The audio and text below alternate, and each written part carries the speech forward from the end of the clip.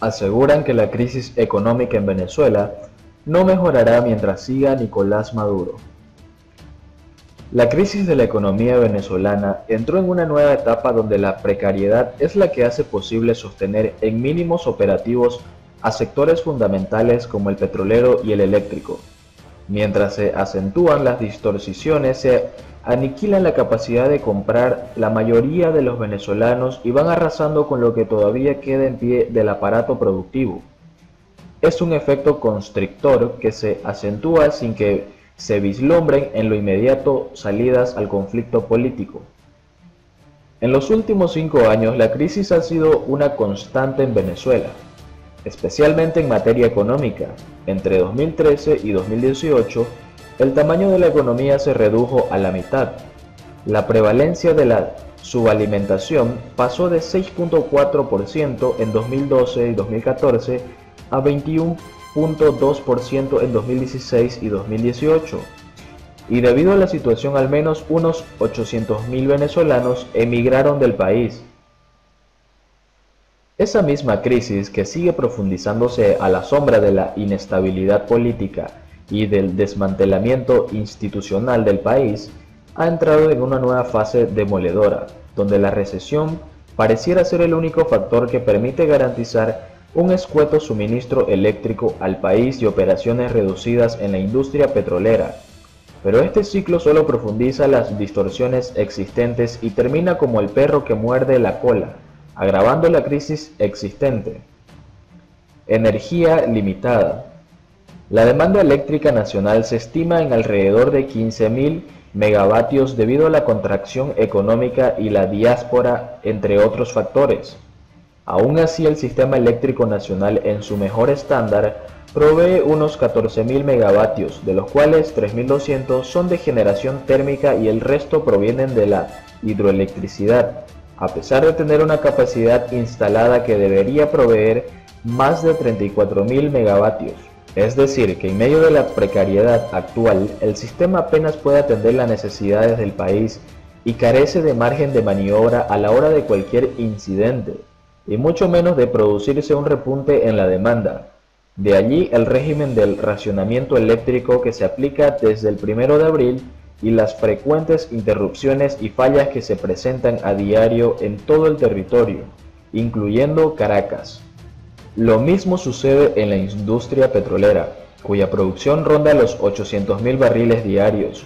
Ante la falta de recursos para hacer mantenimiento y las inversiones mínimas requeridas para garantizar la operatividad en la industria petrolera, se han aprovechado los bajos niveles de producción para recurrir a la canibalización de equipos y unidades como vía para sostener actividades, con los riesgos y la agudización del deterioro que esta medida implica.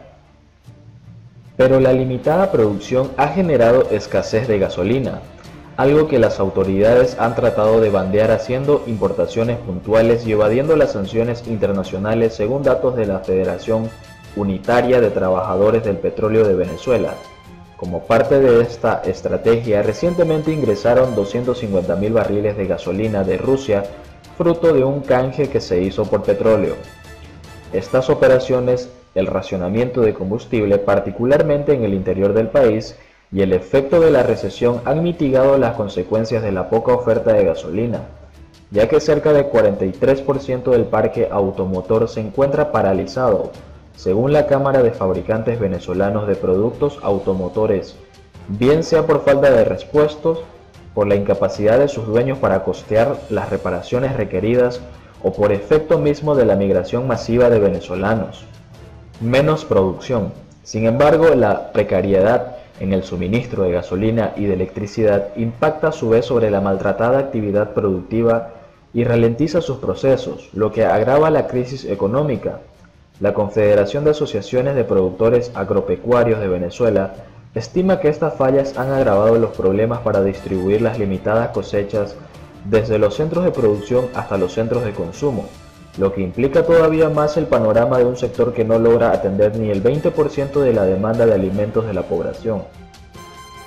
La merma en la producción es abismal. En rubros como el maíz solo se está sembrando el 10% de las 600.000 hectáreas que antes se destinaban a este rubro.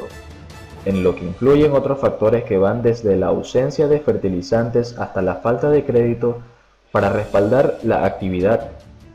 Esta caída impacta a su vez en la agroindustria, que depende en buena medida de materias primas importadas para operar. No hay que perder de vista que desde 2013 el sector manufacturero en general se ha contraído en cerca de 80% y que factores como el precario servicio eléctrico le afectan de forma directa. Durante 2 décadas el chavismo aplicó un férreo control de cambio y de precios que asfixió al sector industrial, obligándolo en muchos casos a producir a pérdida, lo que condujo a la desaparición de diversos rubros de los anaqueles. Ahora, cuando el colapso económico es inocultable, el régimen de Nicolás Maduro decidió flexibilizar los controles para tratar de mitigar la situación y estimular que los empresarios hagan las importaciones requeridas para sostener unos niveles mínimos de producción. Camino sinuoso. La flexibilidad llegó tarde y en medio de una crisis sin precedentes, donde las distorsiones económicas marcan la pauta. De hecho, la modificación de la política cambiaria ha permitido cierta movilidad en el mercado, que es atendido por importaciones puntuales que hacen algunas industrias para mantener operativas sus líneas de producción o por otros comerciantes emergentes que han visto la oportunidad de traer productos terminados para atender la demanda de segmentos altos de la población.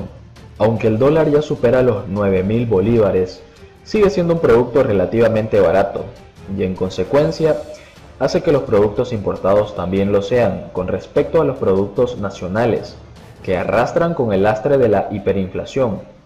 La moneda local se aprecia ante el constante aumento de los precios mientras la variación del dólar se mueve más lentamente.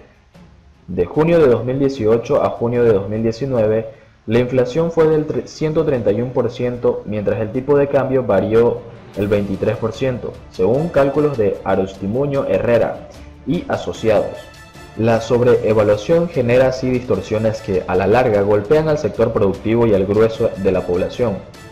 El fenómeno ha hecho que en el mercado reaparezcan productos que por años habían estado desaparecidos.